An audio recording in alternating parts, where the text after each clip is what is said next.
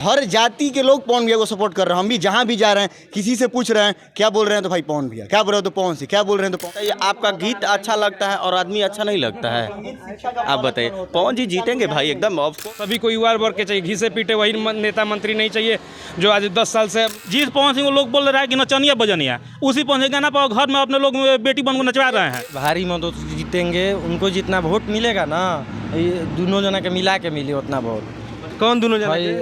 क्योंकि इससे अब नमो ब्रांड हमारा कहे के थोड़े बा, पूरा लोग जाना था कि नमो ब्रांड है, जो हमको हम तो जानिए नमो गिनती बा।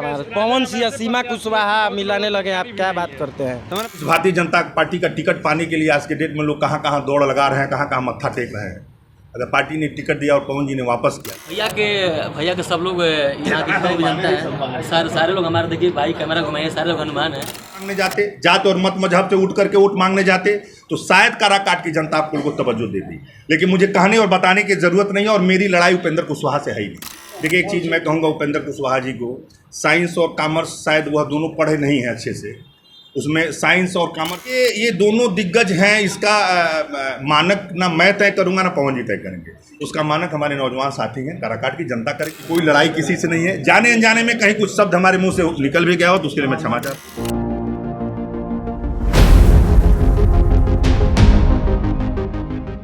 हर बात का कहना बात में करना, तो उन्होंने आरा जिला को क्यों नहीं चुना?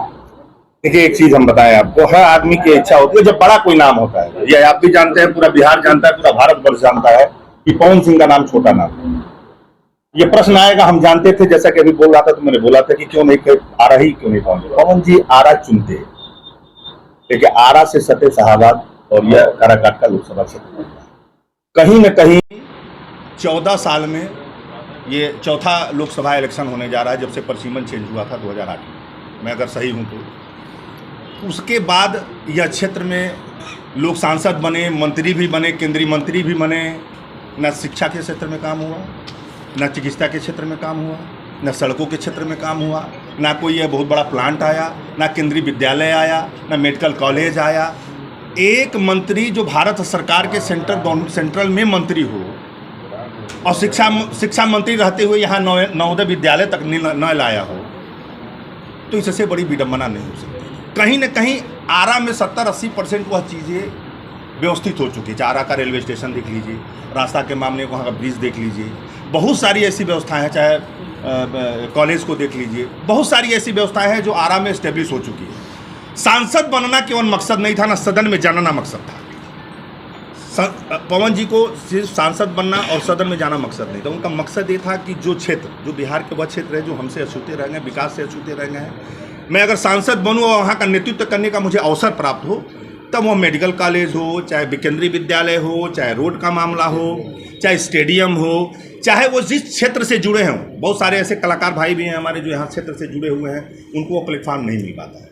और पवन जी एक ऐसे व्यक्ति हैं जात मत मजहब से ऊपर उठ करके, चाहे कलाकारी के क्षेत्र में, चाहे राजनीति के क्षेत्र में। हमारा मकसद जाति धर्म मत मजहब से ऊपर उठ करके सारे समूह, हमारे समाज के लोगों को लेकर के चलना है। तो काराकाट चुनने का मेन मकसद हमारा रहा कि जिस विकास से काराकाट आज तक अछूता रहा है, उस विकास को काराकाट में हमको, चाहे वो कॉलेज हो, चाहे वो मेडिकल कॉलेज हो, चाहे वो रोड हो, चाहे कोई फैक्ट्री बड़ी हो, बहुत सारी चीज़ें हैं जो सोच है, जो उनकी व्यवस्था है। पवन जी भी आएंगे तो आपके साथ शेयर करेंगे।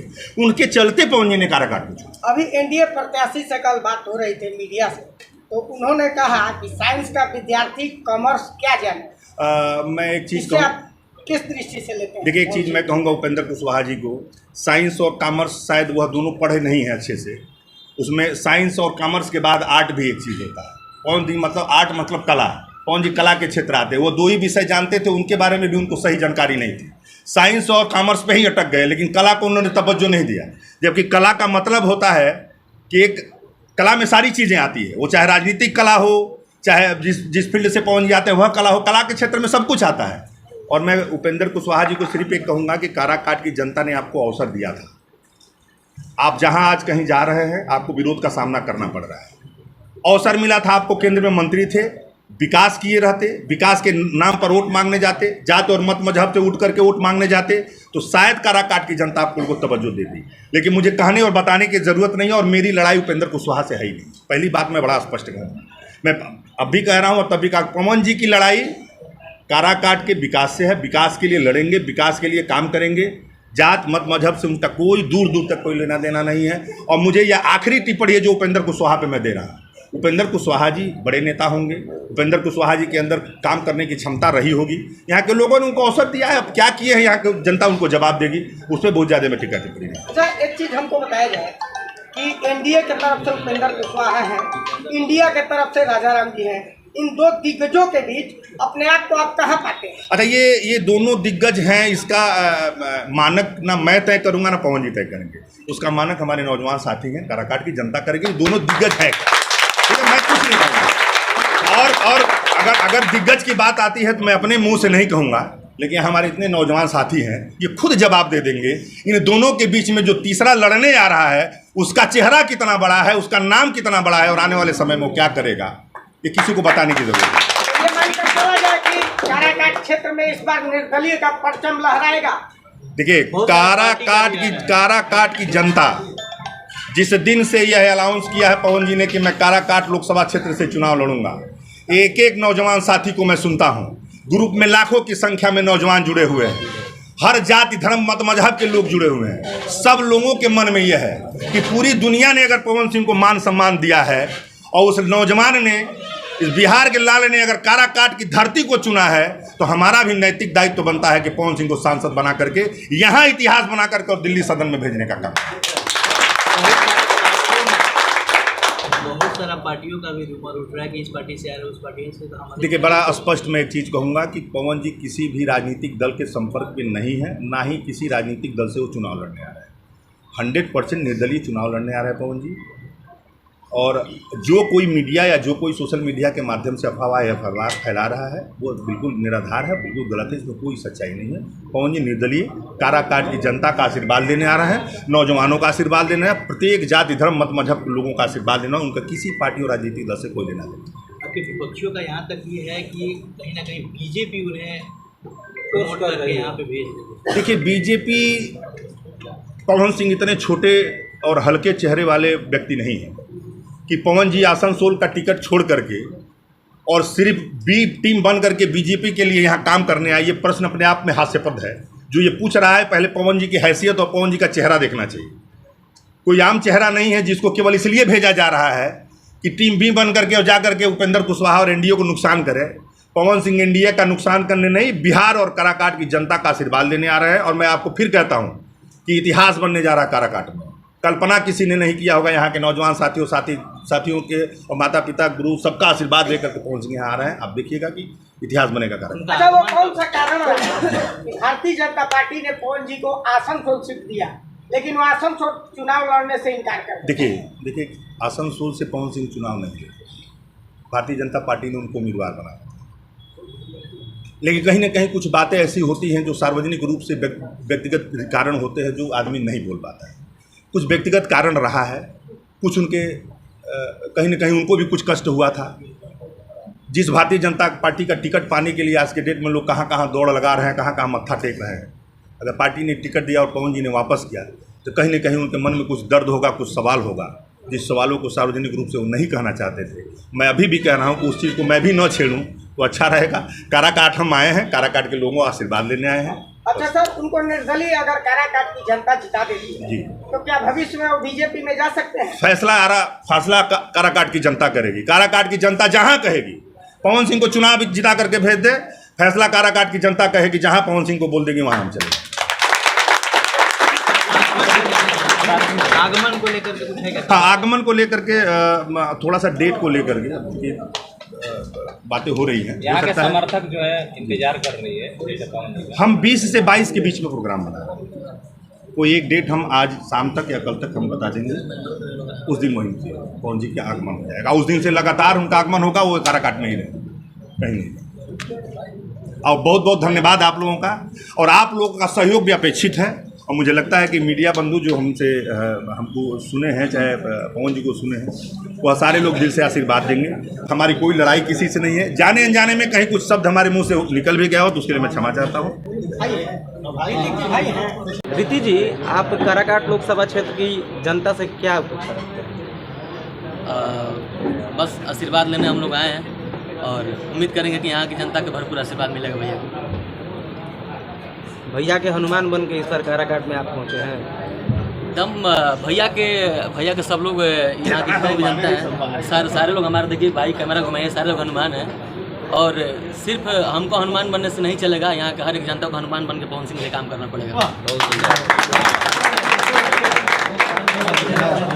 शुरू कर चुके हैं न्यूज़ और रोहतास की धरती विक्रमगंज से हम आपको बता रहे हैं कि काराकाट लोकसभा क्षेत्र में पवन सिंह की एंट्री हो चुकी है और एंट्री के बाद चुनावी सरगर्मी अपने तेज चरम सीमा पे है। और यहाँ पे कुछ नौजवान भी है, पवन सिंह के लोग, इनका क्या कुछ कहना है वो हम सुन लेते हैं। भैया पवन सिंह जीती है नहीं जले एकदम 110%। क्या कहल चाहम पवन सिंह खातिर हुए?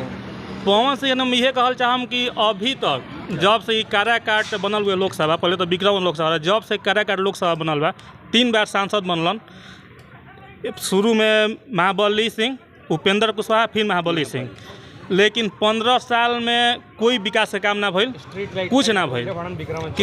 केवल विक्रम चौक पर लाइट लागल बा, एकरा से कुछ काम नहीं भइल। और ये जो बात जो एनडीए की बात हो रही है कि एनडीए के मतलब जो हैं ये उपेंद्र कुशवाहा जी, इसी उपेंद्र कुशवाहा को हराने के लिए पिछली बार नरेंद्र मोदी से लेके बड़े बड़े नेता लोग इनके केवल बुराई ही कर रहे थे। तो उपेंद्र कुशवाहा ऐसे हैं वैसे हैं, लेकिन इन साल इन्हीं को मतलब कैंडिडेट बना के भेज दिए। तो ये तो जनता को थोपा जा रहा है, जनता कैंडिडेट है ही नहीं, क्योंकि पिछली बार इसी उपेंद्र को हरवाने के लिए हम लोग महाबली सिंह को वोट दिए। पुराने कैंडिडेट से आप लोग उब गए हैं? एकदम उब गए हैं। नए उम्मीदवार चाहिए? एकदम चाहिए। पवन सिंह वो रास्ता दिखते हैं आपके लिए? पवन सिंह सबसे सटीक उम्मीदवार हैं, क्योंकि उनके पास ना धन की कमी है ना पहचान की कमी है। पवन सिंह के लिए हनुमान बनने को तैयार है? यहाँ की पूरी जनता तैयार है, केवल हनुमान, पूरी जनता तैयार हनुमान बनने के लिए। आप क्या बताना चाहेंगे पवन सिंह को लेकर?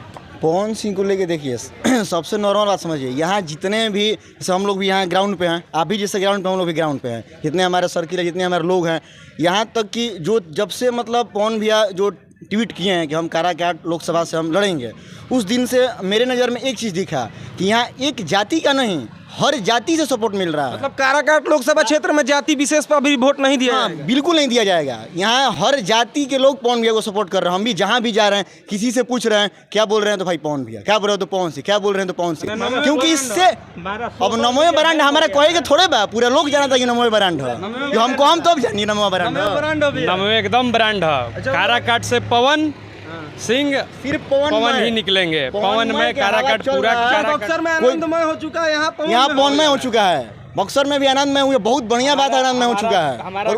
हमारा घर है, हमारा जन्मस्थली है काराकाट। हम लोग यहाँ बखूबी से सब कुछ जानते हैं कि कैसे क्या करना है, क्या नहीं करना है, कि इसको पूरा देश युवा प्रत्याशी ढूंढ रहा है। सभी को युवा वर्ग के चाहिए, घिसे पीटे वही नेता मंत्री नहीं चाहिए जो आज 10 साल से सांसद रह चुके, उनको जबरदस्ती फिर से नहीं बैठाना है। कुछ कर नहीं रहा, 10 साल से बैठे हुए। जनता देख रही है ना भाई, आप पहले कौन आए थे, क्या किए थे, कोई यहाँ अनभिज्ञ नहीं है, सब देख रहा है। जो पिछले युवा थे, जो जीते प्रत्याशी हैं, वो भी हैं, कहाँ दिखते हैं, कोई नहीं दिखता। आपकी क्या जो मांगे होगी पवन सिंह को लेकर? पवन सिंह भैया से यही मांग है। अभी कुछ दिन पहले उनका भी एक, मैं भी ट्वीट देखा था, एक डाले हुए थे कि हम सांसद बन के, मेरा कोई मांग नहीं, ऐसा नहीं कुछ कोई नेता का होता है कि नहीं हम अपना कुछ टिप्पणी दे रहे हैं कि हम जीतेंगे तो हम ये करेंगे वो करेंगे ऐसे करेंगे, लेकिन उनका क्या था कि जो जनता कहेगी वो हम करेंगे। हम सांसद बनकर आएंगे, लेकिन जो जनता कहेगा वो हम करेंगे।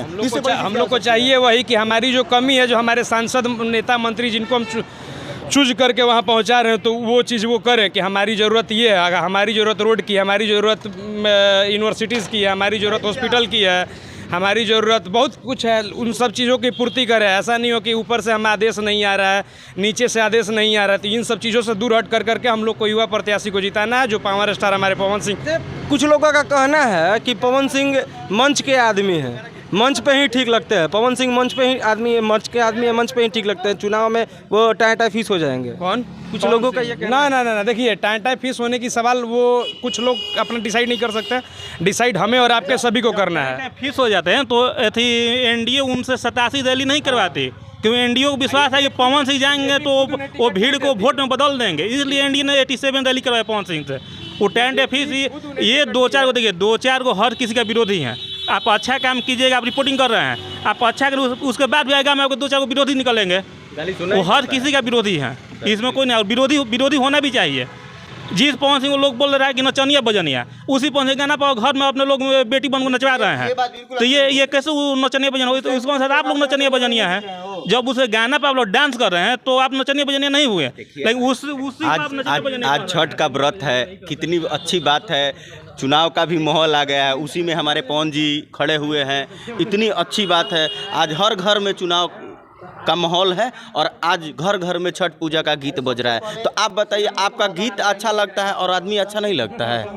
आप बताइए। पवन जी जीतेंगे भाई, एकदम ऑफ कोर्स जीतेंगे, बेसिकली कोई दो राय नहीं है, यहाँ से जीतेंगे। तो ये था काराकाट लोकसभा क्षेत्र की तमाम जनता की राय। और एक नौजवान हमारे साथ अभी है, इनसे हम बात कर लेते हैं। आंखों में काला चश्मा, बदन पे काली शर्ट हो, पवन सिंह के लिए खड़ा ये नौजवान कोई दूसरा नहीं, इसी समाज से आता है। आप ही के समाज से पवन सिंह आते हैं। हाँ जी। क्या इस बार पवन सिंह काराकाट लोकसभा क्षेत्र में जीतेंगे? बिल्कुल भारी मत जीतेंगे। उनको जितना वोट मिलेगा ना, ये दोनों जना के मिला के मिले उतना वोट।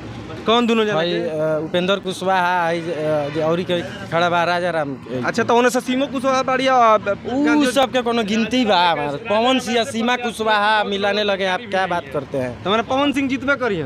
काला चश्मा पहने हुए हैं, इसका क्या? हाँ, धूप है इसीलिए काला चश्मा। पवन भैया का इंतजार बहुत जोर से कर रहे थे। ना हम लोग सुबह से मैनेजमेंट करके यहाँ मीटिंग भी करा दिए, और भी 10 जगह जाएंगे, मीटिंग कराएंगे, अपना बगली से पैसा खर्चा करके उनको जिताएंगे। जय हो काराकाट की जनता। तमाम खबरों के लिए देखते रहिए न्यूज़ आवर। धन्यवाद।